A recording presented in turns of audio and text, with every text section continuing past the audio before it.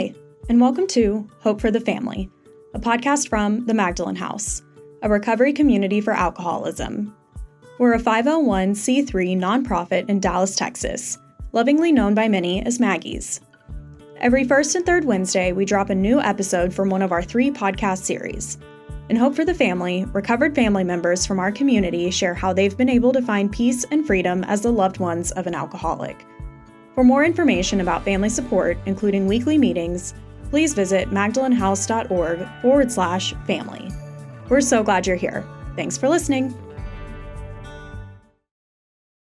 Hello and welcome to this episode of Hope for the Family. Today, I am really excited to talk to my friend Dave Kroencke, who is a loved one of a recovered alcoholic and involved with the Magdalen House for several years. Welcome, Dave. Thanks, Lori. Glad to be here. Yeah, I'm glad you're here. So we're going to jump right into it. I just mentioned that you are the husband of a recovered alcoholic. And let's just start with the most obvious question. What was it like living with an active alcoholic? You know, I have to kind of mention that thankfully my wife has been sober about 18 years. And while some of the memories have kind of gone away, there are others that are still really just as vivid as they were when they happened. And I think that just shows how intense and how hard and how bad it can be when you're living with an active alcoholic. I hate to use the words, but it was a shit show. At the time that she was active, we had 4 young boys who were probably aged, 12 to 6, and which is already enough chaos. But if you add on top of that an active alcoholic, it was really messy. I was working quite a bit in that kind of part of my career and traveling a lot. And so just that continual stress and anxiety of, is she drinking? Is she drunk? How are the kids? What am I going to get home to? What kind of phone call am I going to get? Was always there day in and day out. And it was really, really hard. Wow. Well, we'll jump into a little bit more of that later, but I appreciate, you even talking about that. So I know you've read the big book, and in To the Wives, it talks about how exhausting it can be to try to manage someone's drinking problem or disease. During that time with your wife, what helped you finally let go of trying to help her?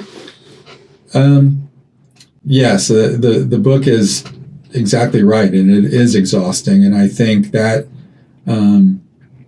is a very common tale, especially of a loved one that you're concerned about. And, your first inclination is to always help or save or fix, the loved problem. Ones. Yeah, your loved problem. Yeah. Exactly. And this was no different. And, I really see myself as a really good problem solver. So I went at this one really hard, and clearly I had no education. I had no idea what I was doing, but we tried everything from not drinking to alternating drinks to let's just drink, vodka, but not wine, and like all these little things that I thought would kind of fix it. And nothing worked, nothing at all. And so that's, to me, the exhausting part, as well as just the frustrating part, because then I will admit, I really believed it was a choice. And it was about not having will, not having strong willpower to make the choice not to drink. I had no clue about the real disease of alcoholism. Well, and I do want to hear more about when you finally did let go and just say, I'm done, I'm not doing this anymore. Do you have anything in particular, like an incident or anything like that? Yeah, I think that the best moment or the pinnacle of that was when Lisa ended up going to a treatment center. She had tried several different things. Nothing worked. This was probably 6 months or a year of trying, and really made me frustrated and just second guess all these solutions that I thought were going to help and didn't. Eventually, we had an incident that was really bad.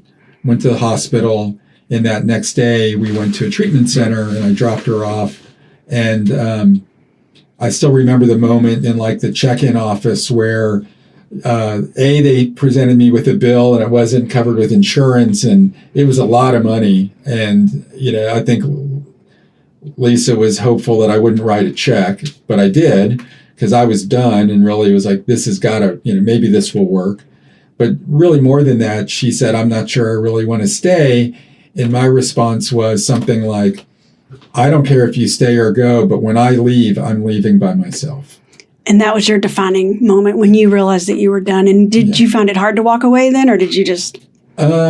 I did inside. I will admit, to her, I had to put up that strong front. Yeah. But I think when I got in the car, I probably cried like a baby, driving, back to the airport. So it is such a roller coaster of emotions that you go through as the loved one with an active alcoholic. It's just insanity. But she did find that was the place she found her solution. So she did. That worked out. Everybody was done. Everybody was done at that.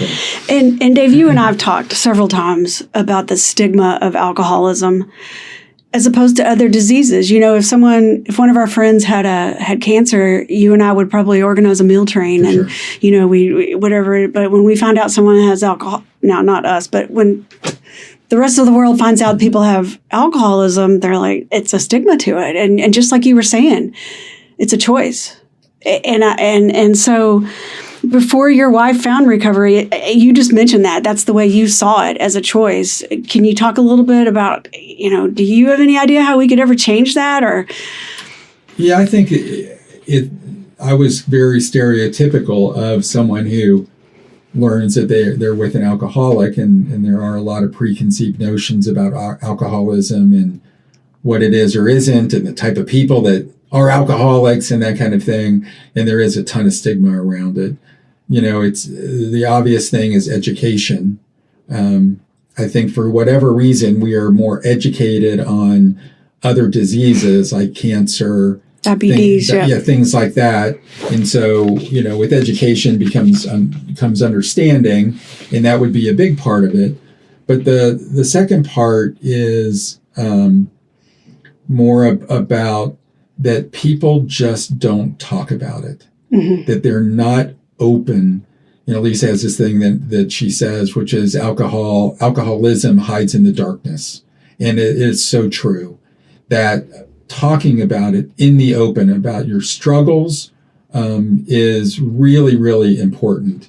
And with that openness that we now have, you, me, Lisa, and a lot of people who have gone through the Magdalen House, I think little by little we can chip away at that stigma, because people will realize that it is truly a disease like some of the other things that we talk about, and that there is treatment and a solution that's available. Yeah, and I totally agree with that, because as you know, I have a loved one that's a recovered alcoholic as well. And when I wanted her to get recovered or just stop drinking, I didn't realize the recovery was an option at that point. I just thought she just needs to stop drinking. If I look back now at what my reason for that, it was because I didn't want anybody to know. And it was because I didn't want to have a wife that was an alcoholic. I didn't want to have a family member that was an alcoholic. And that was, that just goes back to my selfishness. But, it's also about the stigma. And that's hard it's hard. And I think you're right. Education and maybe what we're doing today, helps a little bit. Yeah, I didn't. It's funny you said that, because I didn't want Lisa to be an alcoholic. We had a lot of fun when we were drinking. Oh, I know. I was there. I know. Yeah, until we didn't, and that part was really, I was really torn, because we had a very active, fun social life. And I was so worried like that was going to end, that it was like she was going to be no fun and there would be no more parties. And, like our whole social life would just completely evaporate. And so I'm sure I contributed in some regards as the loved one to the length of time that it took her to actually get sober, because I wasn't ready for her to be sober because of all these preconceived notions of what I thought being an alcoholic or being sober was going to bring with it. But now you see that she's just as fun as she always was. Totally, completely. Actually more fun. 100%. Yeah. Yeah, because there was, as we joked, it was fun until it wasn't. And over time, the and it wasn't part just happened more and more frequently. And every time we'd go out, I would end up carrying her into the house at the end of the night, and just carrying her out of parties and just other friends, and just saying, Dave, this is a problem. And then you just don't even want to show up because you know what's going to happen, and it's going to be a pretty crazy outcome. You had mentioned before that, you just wanted her to have more willpower, and that you thought it was a choice.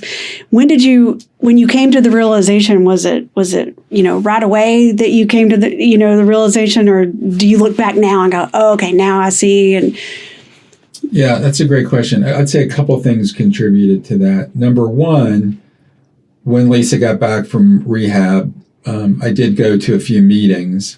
And at those meetings, the kind of disease model of mind and body, the allergy and the obsession, that entire disease model, I guess, I was educated on. That was education for you. And I had never heard about it. I'd never seen it. Never read about it. And did you think she was just going to a meeting where they'd say, don't drink? Yeah, pretty much. Me too. That's what I'm going to go to a meeting so I can, not drink tonight, and then I'll go to another meeting tomorrow, and then not drink tomorrow. But when I heard this real explanation of the disease model, it was very simple, but it made complete sense, especially when I compared it to my experience with her, mainly in the fact that, when she would drink, she couldn't stop, even though she would try to, call her number, I'm only going to have one drink tonight, and couldn't. Or every time she told me she was going to stop, she didn't. She meant it, though. Totally. Yeah. So that explanation and education of the disease model really was like a pinnacle moment for me. Because in the book, it goes into I'm going to stop, I quit, right? And then it goes to restless, irritable, and discontent in your spirit. Right. And then it goes to your mind where you've got an insane and a sane thought running parallel together, right? Yeah. And one of them says, I told Dave I wasn't going to drink anymore. And the other one says, yeah, but it's going to be different. It's going to be different. It's be different. So I can drink margaritas, or I can drink, beer, or whatever. Just like you were saying, you would alternate, drinks, and then you're back into that And it circle. wasn't different. It wasn't different at all. The second thing that I think kind of really helped me understand this was a disease was, Lisa says this a lot in her talks and things like that. But early on, she talked about the bond that you have as a parent and child, and as a father to your son, or a mother and her son, and how strong that bond is. And when she talked about people saying, well, stop drinking for your kids, or how can you not stop drinking for your kids, or how can you drive carpool drunk and put your kids in danger? And I think that example where I could really in my heart understand how strong you feel for your children, that you would die for them. You would do anything for them, but you can't stop drinking. You can't. That's you can't. It's just impossible. So I think that analogy is perfect, because it shows it's way more than a choice. Exactly. And it would be like saying, don't have diabetes for your children, Yeah. It's the same thing. You could be driving and have a attack, Right. So you mentioned you had gone, to a meeting with her, and what made you decide to go to a meeting with her? I know why I went to the meetings with my loved ones, because I wanted to make sure she was going and doing it right. But I wonder if your story. Yeah, I probably share a little of that control thing. Yeah. Even early on when she got back and wanted to make sure she was doing the right thing, or actually even going to the meeting, just True. Actually showing up versus just going and, drinking. And I think the other part was Lisa did share with me a lot of what she had learned at the treatment center about the book and about the steps. And I think at that point I had enough interest to say, maybe I do need to learn a little bit more. And I went to what they call a foundation meeting, which is just kind of an explanation of some of the real, 101 of alcoholism. And that's where I heard the disease model. And I think that in and of itself was like, oh, I probably have a little bit to learn here. Mm-hmm. And so that's where they talk about the allergy too. Sure. And that's, that's amazing. Obsession. So that kind of kept me going for a while. Okay, so when your wife began working her program and helping other alcoholics, right? I'm sure it changed the dynamic of your family a little bit because she was gone more. Her attention was turned a little bit to helping others, and I'm sure the way hopefully you looked at it was that's the cost of doing business, right? Mm-hmm. How did you handle that? And eventually, did you come to understand that this was, obviously you've come to understand that was a good thing. But at first, were you like, where are you? Yeah. Can you pick the kids up? Of course. Yeah. If you know Lisa, and even if you don't, her type is like when she's in, she's all in. Mm-hmm. And when she came back from treatment, she was all in, 100%. And it was a shock to the system because as her husband, I'm thinking she's fixed. Right, like she goes to a hospital and she gets fixed, and now we're just going to go on about our lives. She might have a cast on or something for a few weeks or maybe whatever. Maybe take a couple of pills. Yeah. We'll be good. And so that was probably the biggest, beyond the learning the disease part that we just talked about, the understanding of the commitment, time, effort, that it takes to maintain sobriety and really work a program right was a huge surprise to me.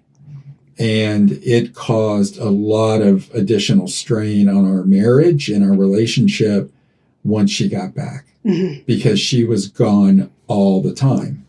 And as I said, A, I thought she's fixed. B, our life is 4 young children. I'm working. I get home. I need a break, you think. But no, she's gone as soon as I walk in the door.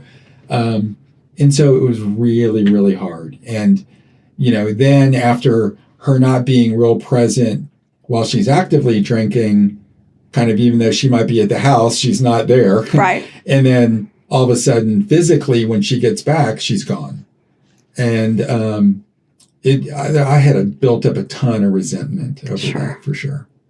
Yeah, I remember when my loved one got out, same thing. Mm-hmm. I just thought we were going to go to Chewy's and everything would be great. Everything's great. And her sponsor told me that for the rest of her life, her program would come first. I'm like, over me and the kids and everybody. And I was really, shocked by that. But now, very quickly, eventually, I was like, oh, yeah, that makes perfect sense. Right. And that is the actual cost of doing business. And what that means is if you choose to have a relationship with someone who is actively in a healthy recovery, you have to understand you are not going to be with them all the time. There is going to be a commitment that they have in their time and in their brain and just their focus is going to be on recovery and maybe not all about you all the time. That goes back to that selfish part. Totally. Yeah, for sure. And so, there is a decision at some point that every loved one needs to make that I think it's a hard realization that if you want to be with this person, you're going to be with them less. But what you have to decide is less is better than if you're with them all the time and they relapse. Yeah, and they're drinking, yeah. Because that's not a great option either.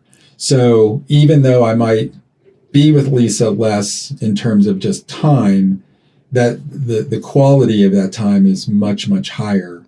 But it is the cost of the doing business or the cost of having a relationship with someone that's in a real, we should write healthy, active recovery. No, that's right. We should write a book, The Cost of Doing Business. Yeah, be a great title, I love it. For sure. Okay, so then after your wife and after your wife had been recovered for a few years, I do know that one of your sons began to struggle with addiction. I'm wondering if your experience with your wife helped you get through this second chapter a little easier. Yes and no.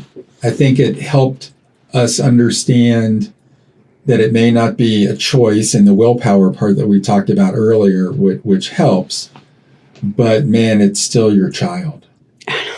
And every fiber in your being wants to help save, rescue, enable, et cetera.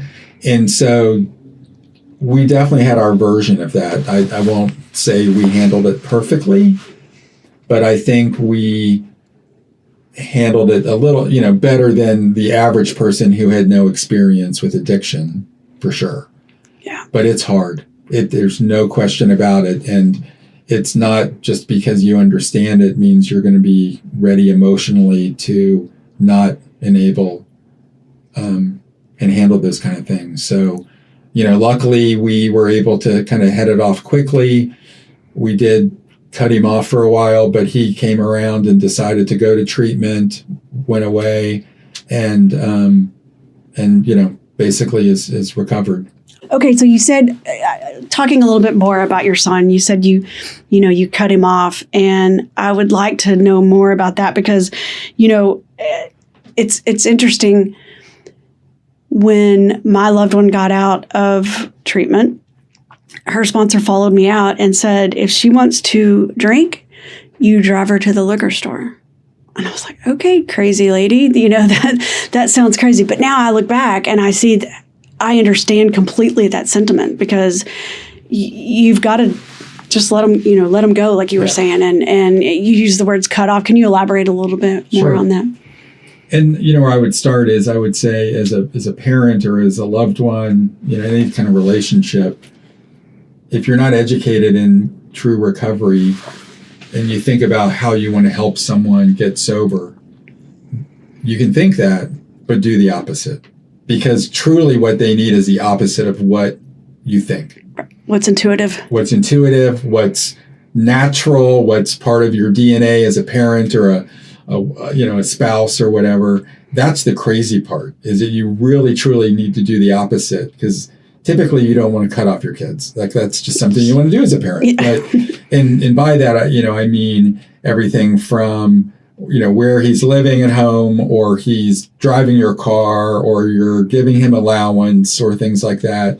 And I wouldn't say it was just like 0 or 100 to 0 immediately, but over time, as we didn't see any progress in him trying to get sober or doing anything, he was truly just kind of off the rails. We little by little just cut him off to where you're worried as you can be as a parent about where he is and why he's not coming home or what's happening to him. But that's everything else we were doing wasn't working, and it was enabling and allowing him to continue that road. And so as hard as it was when, finally he did come back around. He came around after that's amazing. So then, taking that into consideration and looking back, I assume you look at your family's disease a little differently, and now it's become an asset. Can you speak to that a little bit? For sure. It's definitely an asset. Lisa talks about it a lot as her biggest asset. She's can't imagine not being an alcoholic and being recovered. It's really spread to me and to our boys. Again, a lot of that's education. A lot of it is experience and time to see how healthy she is. And I think part of it too is just, the recovered person lives a much more balanced, fulfilling life. Yeah. And I think if you understand the steps and you truly work the steps and do them right, you're just a better person to be around. And for those of us not in recovery, it's actually attractive. And, it's like, wow, like they can handle a lot of situations where they couldn't have earlier, or you may handle differently and things like that. So I think all of us now do see it as an asset. We talk about it openly.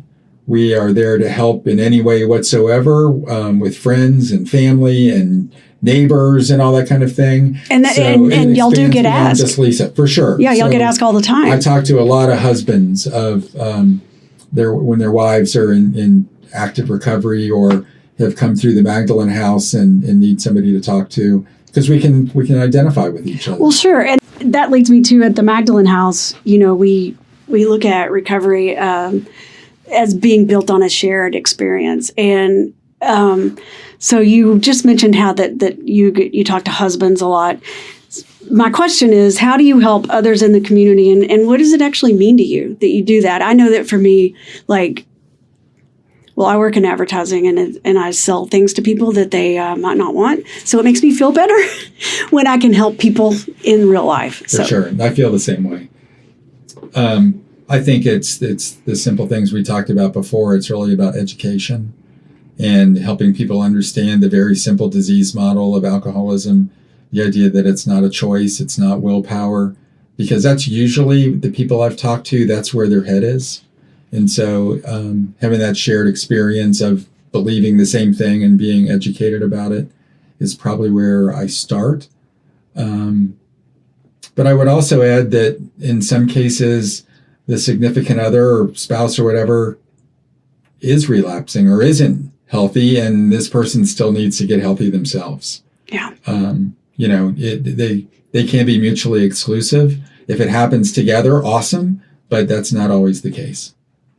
Okay, Dave. So I'm so happy you were here today, and this has been such a great conversation. For my last question, we've got a lot of family members that are hopefully listening to our podcast, and loved ones that might be struggling and feeling overwhelmed with their own alcoholic.